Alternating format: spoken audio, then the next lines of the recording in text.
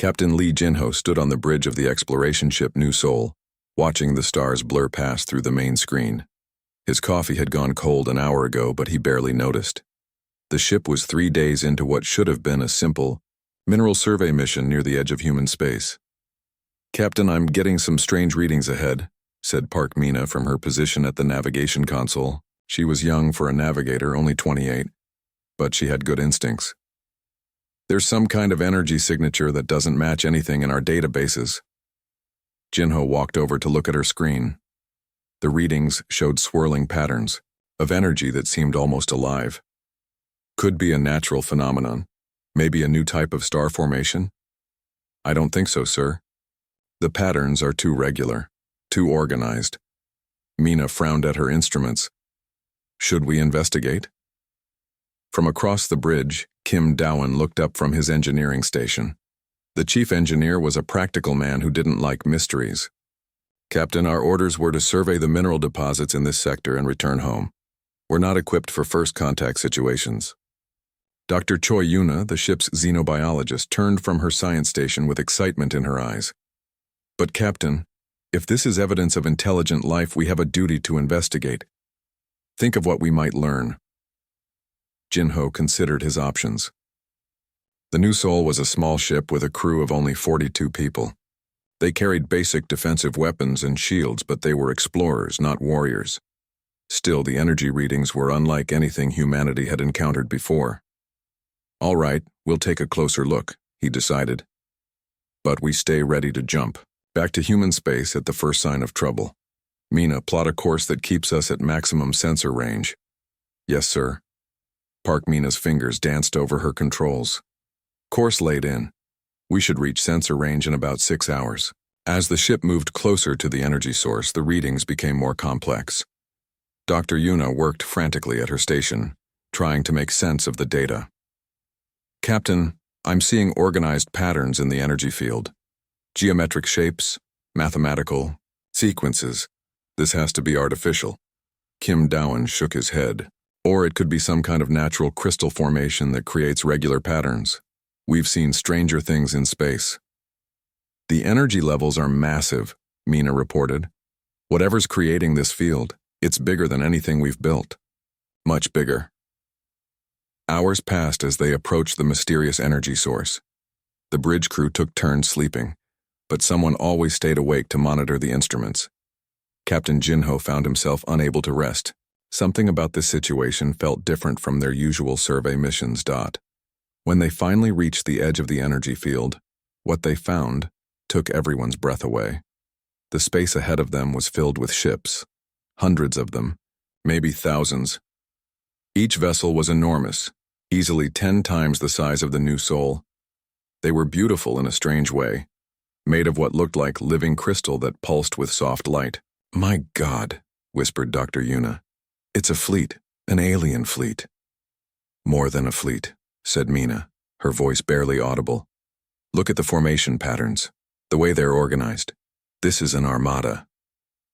Captain Jinho felt his mouth go dry.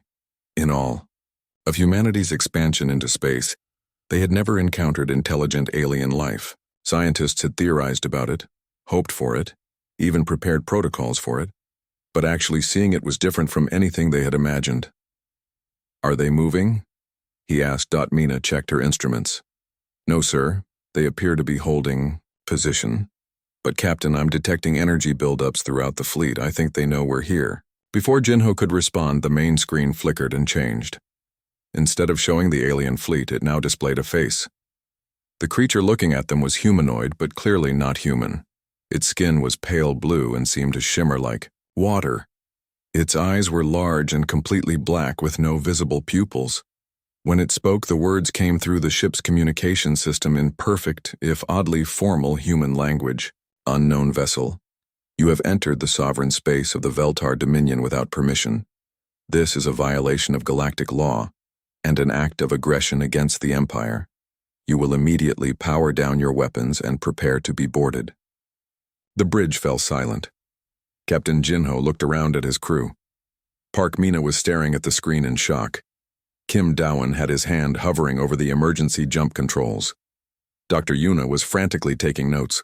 her scientific curiosity overriding her fear. "How did they learn our language?" Mina whispered. "They must have been monitoring our communications," Jinho replied quietly. Then, louder, he addressed the alien on the screen. "This is Captain Lee Jinho of the human exploration vessel New Seoul. We were not aware we had entered anyone's territory. This appears to be a misunderstanding." The alien's expression didn't change. "There are no misunderstandings in Imperial space, only violations and consequences. You will comply with boarding procedures immediately, or your vessel will be destroyed." Kim Dowan leaned close to the captain. "Sir, I can have us in hyperspace in 30 seconds. We should run." But Captain Jinho was thinking. This was first contact with an alien civilization. Whatever happened here could affect humanity's future among the stars. Running away might make them look weak, but fighting was clearly impossible against such overwhelming numbers. "We are a peaceful exploration vessel," he said to the alien. "We carry no weapons of war and pose no threat to your empire. We would welcome the opportunity for diplomatic contact between our peoples." The alien seemed surprised by this response. "Diplomatic contact? You are aware that you are vastly outnumbered? Your primitive vessel is surrounded by the might of the Imperial fleet?" "Yes, we can see that," Jinho replied calmly. "It's very impressive. We would still prefer to handle this situation through peaceful discussion rather than violence." For a moment, the alien said nothing. Behind it, other figures moved in what appeared to be some kind of command center. There seemed to be some kind of discussion happening, though the audio was muted. Finally, the alien spoke again. "Very well. You will be escorted to the flagship for questioning. Any attempt to flee or fight will result in your immediate destruction. Do you understand?" "Understood," Captain Jinho replied. "We'll cooperate fully." The screen went dark, returning to the view of the massive alien fleet. Almost immediately, 6 of the crystal ships detached from the main formation and moved to surround the New Seoul. "Well," said Dr. Yuna, still scribbling notes, "this is certainly going to be interesting." Captain Jinho couldn't help but smile slightly at her enthusiasm. "That's one way to put it. Mina, follow their lead ship. Everyone else prepare for whatever comes next." As the New Seoul was escorted deeper into the alien fleet, none of the humans realized they were about to discover that the vast, ancient galactic empire they had stumbled into was not quite as impressive as it appeared. The alien flagship was even more impressive up close. The New Seoul looked like a tiny insect next to the massive crystal structure that stretched for kilometers in every direction. Captain Lee Jinho and his senior staff were transported aboard by some kind of energy beam that felt surprisingly gentle. The interior of the alien ship was as beautiful as its exterior. Walls of living crystal pulsed with soft light, and the corridors were so wide that a small aircraft could have flown through them comfortably. Their alien escorts moved silently, their blue skin shimmering in the strange light. They were brought to what was clearly a throne room. The ceiling stretched up so high it disappeared into darkness, and the walls were covered with what looked like historical scenes carved into the crystal. At the far end of the enormous room, on a raised platform, sat a figure that could only be the leader of this fleet. The alien leader was taller than the others, and his skin had a deeper blue color with threads of silver running through it. His clothes were elaborate robes that seemed to be made of the same living crystal as the ship itself. When he spoke, his voice echoed through the vast chamber. "I am Fleet Commander Morthek of the Veltar Dominion. You stand before the representatives of an empire that spans 200,000 star systems and commands fleets numbering in the millions. We have ruled this galaxy for over 50,000 of your years." Captain Jinho stepped forward politely. "I'm honored to meet you, Commander. Morthek, I'm Captain Lee Jinho. We appreciate your willingness to speak with us rather than simply destroying our ship."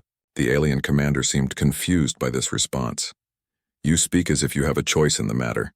Your vessel was detected the moment it entered our space. Escape was never possible." Dr. Choi Yuna, who had been given permission to accompany the diplomatic party, was taking notes frantically while trying to look appropriately respectful. Engineer Kim Do-eun stood quietly beside her, his practical mind clearly working on some problem. Of course, Jinho replied. We understand we're at a disadvantage here. But we're still grateful for the chance to talk. First contact between species is always a delicate situation. First contact? Commander Morthek laughed, a sound like crystal chimes in the wind. Little primitive, this is not first contact. This is the expansion of imperial authority over a newly discovered minor species. The procedure is quite routine. Navigator Parkmina, who had also been allowed to come aboard, looked confused. Routine? How many other species have you encountered? The Dominion includes over 3,000 intelligent species, the commander replied with obvious pride. All have been brought into the Empire and given their proper place in the galactic order. That's fascinating, said Dr. Yuna, still scribbling notes. How do you manage the administration of such a diverse empire? The logistics alone must be incredibly complex. The question seemed to catch the alien commander off guard. Manage. The Empire has always existed. It manages itself through the will of the Emperor and the wisdom of the ancient laws. Kim Dowan spoke up for the first time. But someone has to coordinate supply lines, maintain communications across such vast distances, handle disputes between different species. How do you keep it all running? Commander Morthek's confident expression faltered slightly. These are not matters for primitive species to concern themselves with. The Empire endures because it is meant to endure. Captain Jinho sensed an opportunity. We are naturally curious about how such an impressive civilization operates. In human space, we've only colonized about 300 systems, but the administrative challenges are enormous. We'd love to learn from your experience. 300 systems? The commander's voice had lost some of its authority. In how much time? About a century, Jinho replied casually. We started expanding beyond our home system roughly 100 years ago. It's been a learning process. Several of the alien courtiers began whispering among themselves. Commander Morthek held up a hand for silence, but his confident demeanor was clearly shaken. 100 years, he repeated. And you accomplished this expansion through conquest? Oh no, said Park, Mina surprised by the question. Mostly through colonization of uninhabited systems. We've encountered a few other species, but we've always tried to establish peaceful relationships, trade agreements, cultural exchanges, that sort of thing. You didn't subjugate them? Asked one of the courtiers, sounding shocked. Dr. Yuna looked up from her notes. Why would we do that? Other species have different knowledge, different technologies, different perspectives. We learn more by working with them than by conquering them. The throne room fell silent except for the soft humming of the crystal walls. Commander Morthek seemed to be struggling with something. You claim to rule 300 systems, he said finally, but you have no empire? No subject species? How is this possible? Well, we don't really think of it as ruling, Captain Jinho explained. Each human colony is largely self-governing. They're connected through trade, communication networks, and mutual defense agreements, but there's no central authority that controls everything. No emperor? Asked another courtier, as if the concept was impossible to understand. No emperor, confirmed Jinho. We have elected leaders, but their power is limited and temporary. Most decisions are made locally by the people who are most affected by them. Engineer Kim Dowan had been quiet, but now he asked, Commander, if you don't mind me asking, how do you handle maintenance on a fleet this size? The energy requirements alone must be massive. The question seemed to make Morthek uncomfortable. The ships are powered by sacred crystals as ordained by ancient law. The crystals they are provided. Provided by whom? Kim pressed gently. By the tribute worlds, of course. They mine the crystals and send them to the fleet. What happens if a tribute world's crystal mines run dry? Dr. Yuna asked. Her scientific curiosity evident. Commander Morthek looked even more uncomfortable. Then other arrangements are made. Captain Jinho was beginning to understand. How often do you have to make these other arrangements? That is not your concern, the commander snapped, but his anger seemed forced as if he was trying to cover up uncertainty. Parkmina asked quietly, "How long has it been since you've discovered a new source of crystals?" The silence stretched on for several minutes. Finally, Commander Morthek spoke, but his voice had lost its imperial authority. "The Empire has always provided for its needs," he said, but he didn't sound convinced. Captain Jinho looked around. The magnificent throne room, at the beautiful crystal walls and the elaborate ceremonies, and suddenly understood what they were dealing with. This wasn't a thriving galactic empire. This was a civilization in slow decline, held together by tradition and the momentum of ages past. "Commander," he said gently, "perhaps we could discuss some kind of cultural and technological exchange. Humanity has developed some interesting approaches to energy generation and resource management. We might be able to help each other." The alien leader stared at him for a long moment, and for the first time since they had arrived, Jinho saw something other than arrogance in those black eyes. He saw fear. "Help?" Commander Morthek repeated the word as if it was foreign to him. The Dominion does not need help from primitives. But even as he said it, Jinho could see that the commander was thinking. Behind all the ceremony and imperial grandeur, the Veltar were facing problems they couldn't solve with ancient laws and sacred crystals. And somehow, the humans had accidentally walked into the middle of it all. The next morning, 2 Veltar tech priests arrived at the docking bay where the new soul was held. They introduced themselves as Kelvana and Mordeth, and they carried themselves with the authority of people who believed they understood the universe better than anyone else. "We are here to examine your primitive technology," announced Kelvana, a tall female with intricate silver patterns carved into her blue skin. "The fleet commander wishes to understand how such a crude vessel managed to penetrate our sensor networks." Engineer Kim Dowen greeted them with a friendly smile. "Welcome aboard. I'd be happy to show you around. We're always excited to share our technology with other species." Mordeth, whose silver markings indicated high rank among the tech priests, looked surprised. "You would willingly reveal your secrets? Do you not understand that knowledge is power?" "Knowledge is only powerful when it's used," Kim replied, leading them into the ship. "And it's more useful when it's shared. Come on, let me show you our engine room first." The 2 aliens followed him through the corridors of the new soul, clearly expecting to see primitive technology that would confirm their beliefs about human inferiority. What they found instead made them increasingly uncomfortable. The ship's fusion reactor was compact, efficient, and completely automated. It hummed quietly in its housing, producing massive amounts of power from a fuel supply that would last for decades. Kim explained the process cheerfully, pointing out how the magnetic containment fields worked and how the waste heat was recycled into the ship's environmental systems. "This is impossible," whispered Kelvana, studying her scanner readings. "The energy output per unit of fuel is... How do you contain the reaction without crystal matrices?" "Oh, we don't use crystals for power generation," Kim said casually. "Magnetic containment is much more reliable. Plus, you don't have to worry about finding rare materials. Hydrogen is available everywhere." Mordeth ran his scanner over the reactor housing again, as if hoping the readings would change. But the sacred texts clearly state that only blessed crystals can safely contain stellar fire. This should have destroyed your ship long ago. Dr. Choi Yuna, who had been listening from nearby, spoke up. "I'm curious about these sacred texts. Are they based on scientific observation or are they more like religious doctrine?" The question seemed to disturb both tech priests. "They are the wisdom of our ancestors," Kelvana replied stiffly, "handed down through 50,000 years of imperial glory." "But have you ever tested alternative methods?" Yuna asked innocently. "Scientific progress usually comes from trying new approaches. Testing is unnecessary when truth has already been revealed," Mordeth said, but he didn't sound as certain as his words suggested.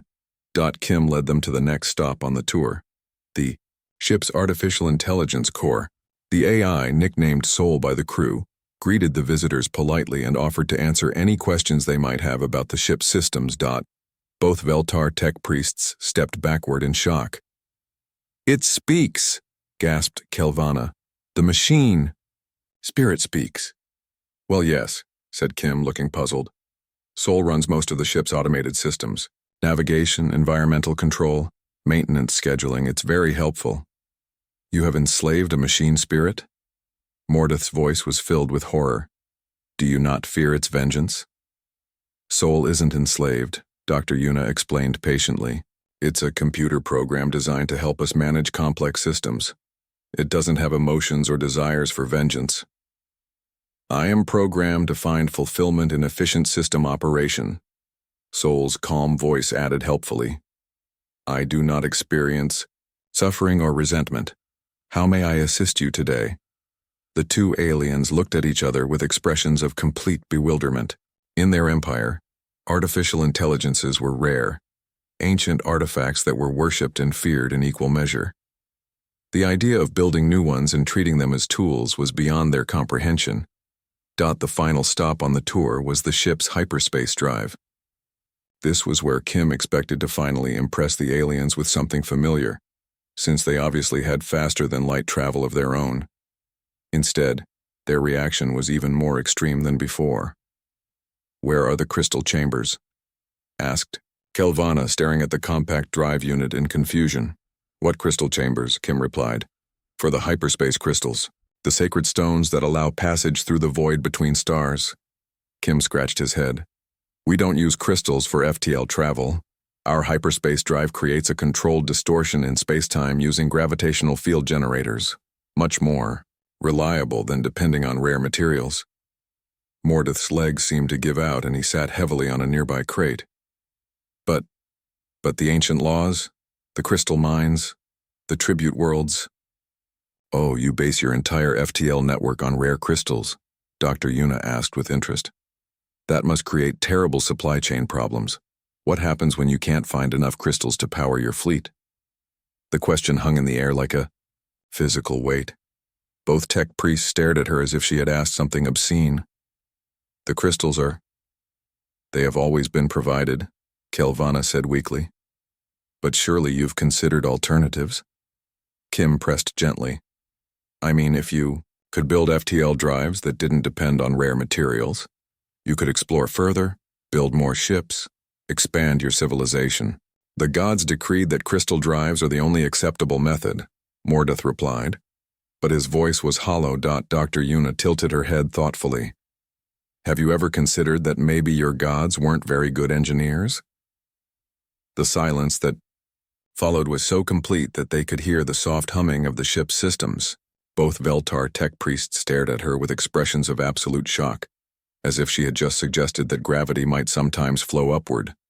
Captain Lee Jinho chose that moment to enter the engine room. How's the tour going? I hope our guests are finding it educational. Captain, Kim said carefully, I think we may have accidentally caused a theological crisis. Jinho looked at the two aliens, who were still sitting in stunned silence. Should I contact their ship and let them know their people might need some time to process what they've seen? That might be wise, Dr. Yuna agreed. I think we've just fundamentally challenged some very basic assumptions about how the universe works. Meanwhile, aboard the Veltar flagship, Fleet Commander Morthek was dealing with his own crisis. His technical officers were reporting impossible readings from their scans of the human vessel, energy efficiency beyond anything in Imperial records, technology that shouldn't exist according to the sacred texts. And most disturbing of all, the humans seemed to take it all for granted. Sir, reported his chief science officer, the primitive vessel is producing more usable energy per unit of fuel than our best dreadnoughts. Their engines are smaller, quieter, and appear to require virtually no maintenance. That's impossible, Morthek replied automatically. Yes, sir. Nevertheless, that's what our instruments are telling us. The fleet commander stared out at the small human ship docked against his massive flagship. For 50,000 years, the Veltar Dominion had ruled the galaxy through superior technology and ancient wisdom. They had encountered hundreds of species, all of them primitive compared to Imperial might. But these humans were different. They weren't primitive. They were just different. They had developed along completely separate lines without the benefit of Imperial wisdom or sacred crystals or ancient laws. And somehow, their different approach seemed to work better. Sir? His science officer was waiting for orders. Continue monitoring their vessel, Morthek said finally. I want to know everything about how their technology works. And if they refuse to cooperate?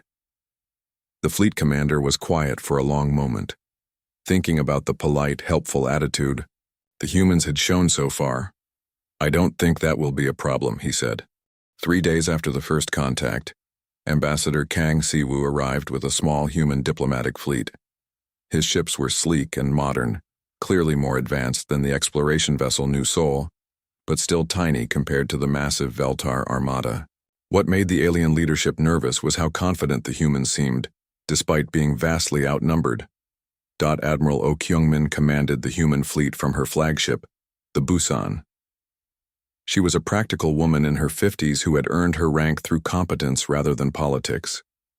When she met with Fleet Commander Morthek, she treated the encounter like any other diplomatic mission. Thank you for taking care of our exploration team, she said politely. Captain Lee and his crew are valuable people. We appreciate your restraint in not destroying them.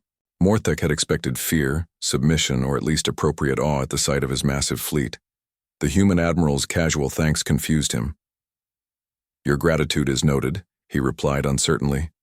But you should understand your position. You are surrounded by the might of the Imperial fleet. Surrender is your only option. Admiral O looked around the throne room with interest. This is a beautiful ship. The crystal work is remarkable. How long did it take to grow a vessel this size? The question caught the fleet commander off guard. Grow? The flagship was constructed over a period of... That is not important. You will address the matter of your surrender. Actually, we'd prefer to handle this as a diplomatic contact. Ambassador Kang interjected smoothly. We've prepared a preliminary analysis of the Veltar Dominion based on our observations. Perhaps we could discuss mutual benefits instead of surrender. He activated a small holographic projector that displayed charts and graphs in the air above them. The Veltar courtiers leaned forward with interest despite themselves. Based on your fleet composition and the energy signatures we've detected, we estimate you control approximately 200,000 star systems, Kang began. That's an impressive achievement, but it also creates some significant administrative challenges. Challenges? Morthek's voice was sharp. Well, yes. For example, your communication network. The hologram showed a map of Veltar space with message relay points marked. It takes months for orders from the core worlds to reach the frontier. That kind of delay makes effective governance almost impossible. The Empire has endured for 50,000 years, protested one of the courtiers. Has it, though? Asked Dr. Tu. Han Jiwon, the fleet's military analyst. She was a small, quiet woman who specialized in understanding how civilizations worked. Or has it been slowly declining for centuries while maintaining the appearance of strength? The throne room fell silent. Dr. Han continued her analysis with the detached interest of a scientist studying an interesting specimen. Your fleet is certainly impressive, but it's also incredibly inefficient. These massive crystal ships require enormous amounts of rare fuel, specialized maintenance facilities, and thousands of crew members each. A smaller, more efficient fleet could accomplish the same defensive mission with a fraction of the resources. Impossible. Fleet Commander Morthek stood up angrily. The Imperial fleet is the most powerful force in the galaxy. Admiral O studied her tactical display quietly. Maybe once, she said thoughtfully. But power isn't just about size. It's about effectiveness. Commander, when was the last time your empire actually expanded? Not reconquered rebellious systems, but genuinely added new territory? The question hung in the air. Several courtiers whispered among themselves, but no one answered. Dr. Han pulled up another holographic display. We've analyzed the energy signatures from your fleet. Based on the patterns, we estimate that at least 30% of your ships are operating below optimal efficiency due to crystal shortages. Some of your vessels are probably running on emergency power. How could you possibly know that? Demanded Morthek. It's in the spectral analysis of your engine emissions, Dr. Han explained patiently. Different crystal types produce different energy signatures. When you're forced to use substandard crystals, it shows up in the readings. Ambassador Kang stepped forward diplomatically. We're not trying to embarrass you, Commander. We're pointing out these issues because we think we can help. Humanity has developed solutions to many of the problems your empire faces. Help? Morthek laughed bitterly. What could a minor species like yours possibly offer the Dominion? Well, for starters, we could upgrade your FTL drives to eliminate crystal dependency, said Admiral O. That alone would solve most of your supply chain problems. We could also help with your communication delays, added Kang. Quantum entanglement networks can provide instantaneous communication across galactic distances. And your administrative issues, Dr. Han continued.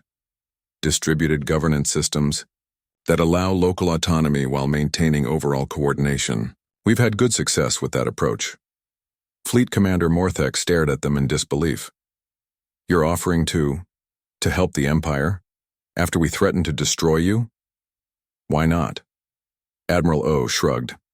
A stable, prosperous galactic civilization benefits everyone. Besides, you didn't actually destroy us. That shows wisdom and restraint. But we are the conquerors. You are the primitives. This is not how these encounters are supposed to proceed. Dr. Han looked genuinely puzzled. Why would you want to conquer us? Conquest is expensive and inefficient. Trade partnerships and technology exchange create much better long-term benefits for both sides. Because that is how the Empire expands.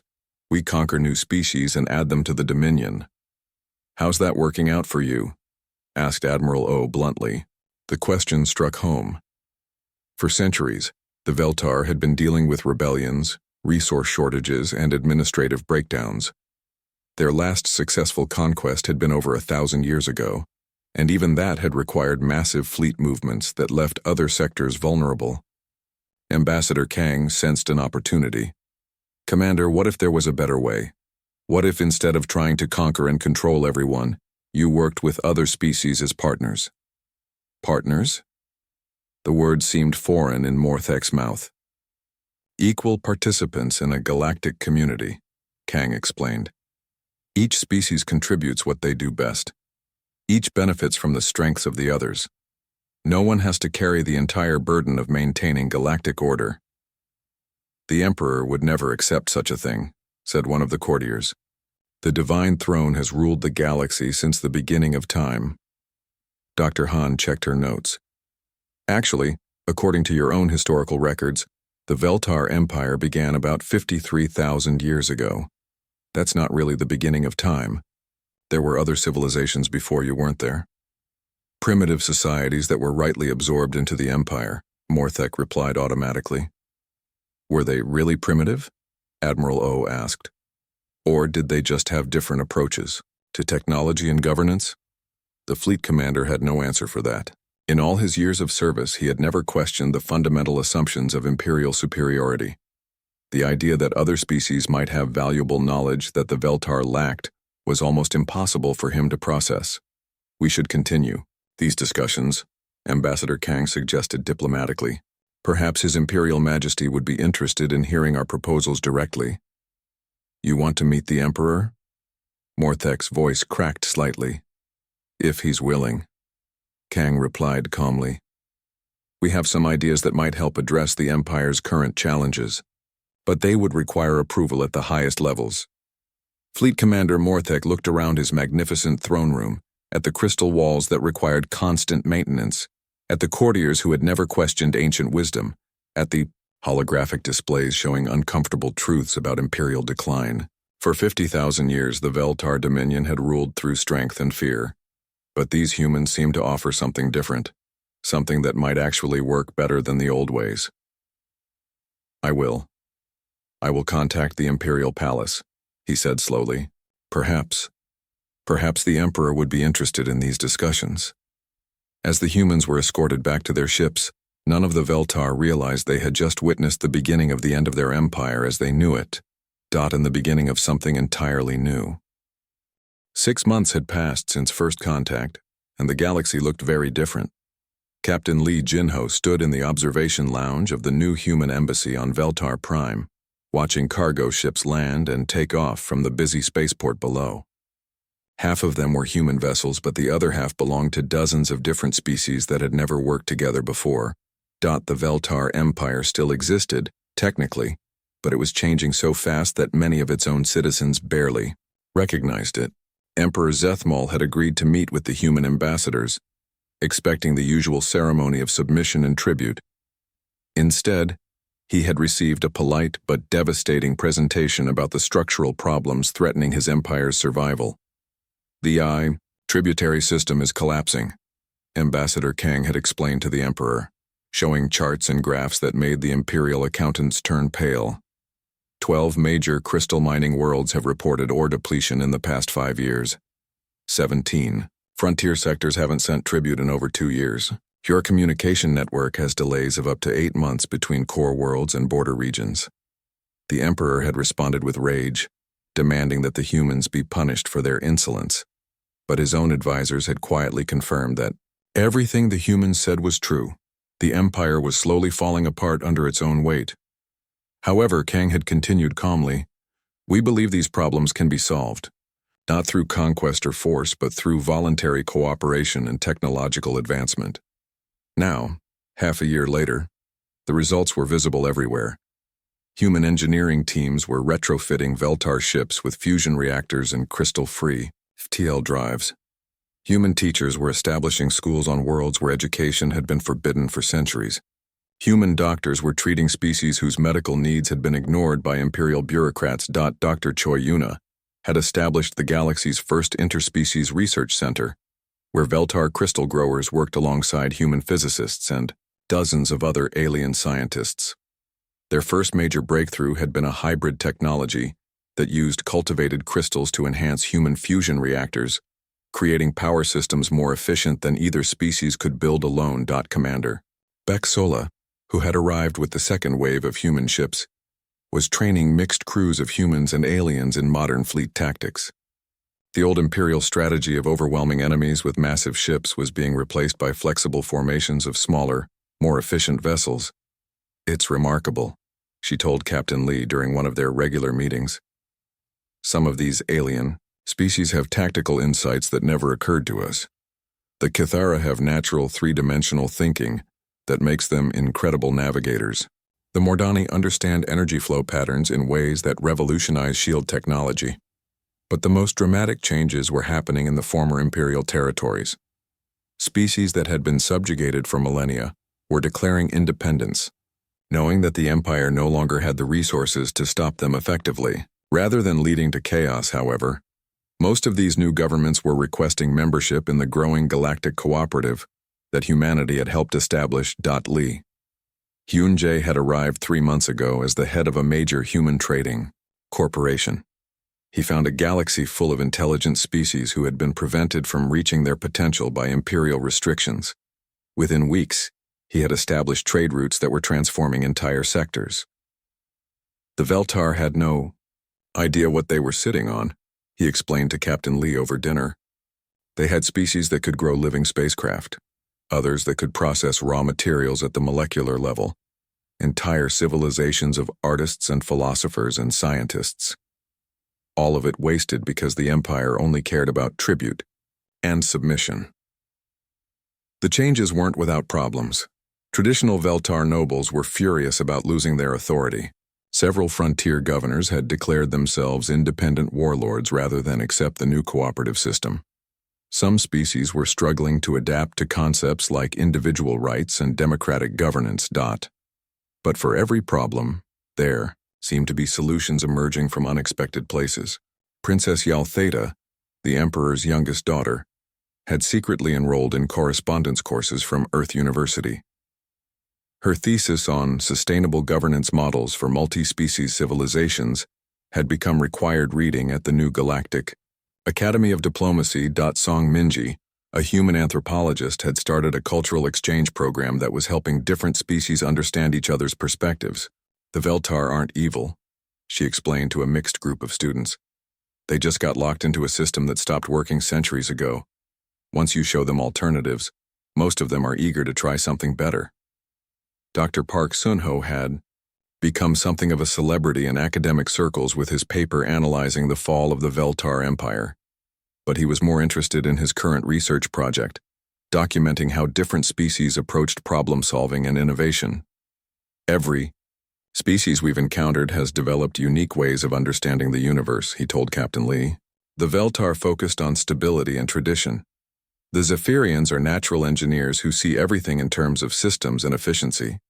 The Lumina communicate through harmonic resonance that allows for incredibly nuanced group decision-making. When you put all these different perspectives together, you get solutions that none of us could have found alone. The biggest success story was also the most unexpected. The Veltar crystal growing technology, which had seemed like a limitation when it was the basis for their entire economy, turned out to have incredible potential when combined with human materials science. The new hybrid crystals could store and channel energy in ways that revolutionized everything from starship engines to personal electronics.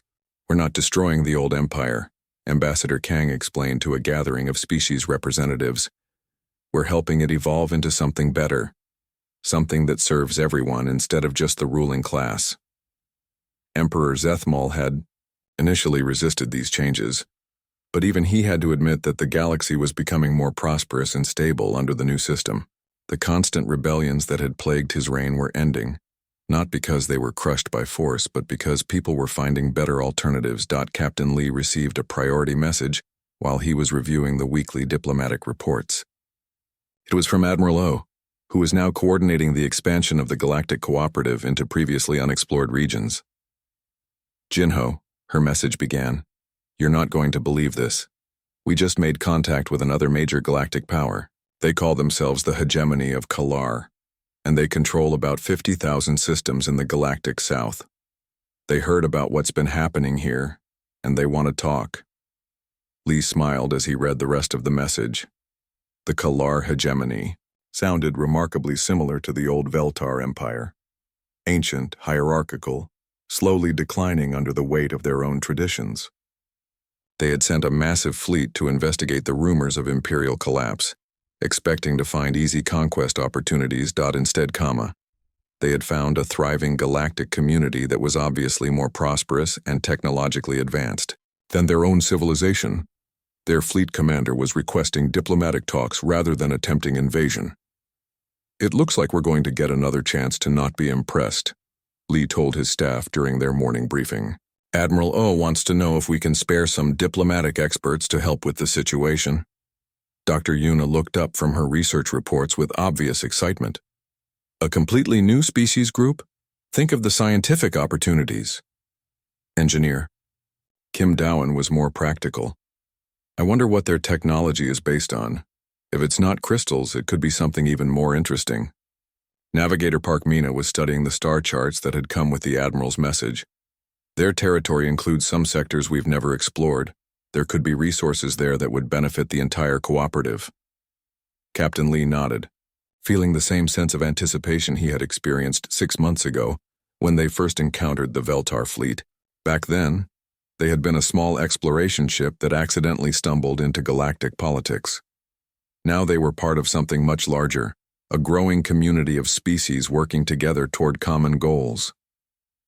"Send a reply to Admiral O," he instructed his communications officer. "Tell her we're ready to help. And send a copy to Ambassador Kang. I think he'll want to be involved in this one personally."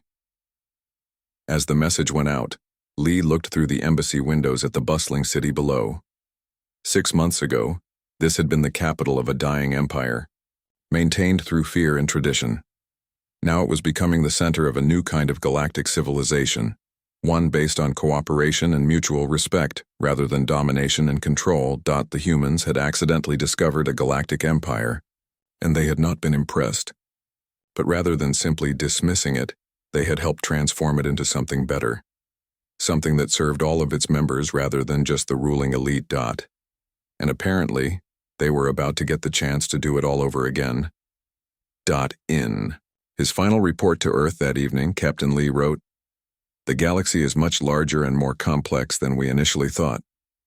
But it's also full of intelligent beings who want the same things we do, Prosperity, security,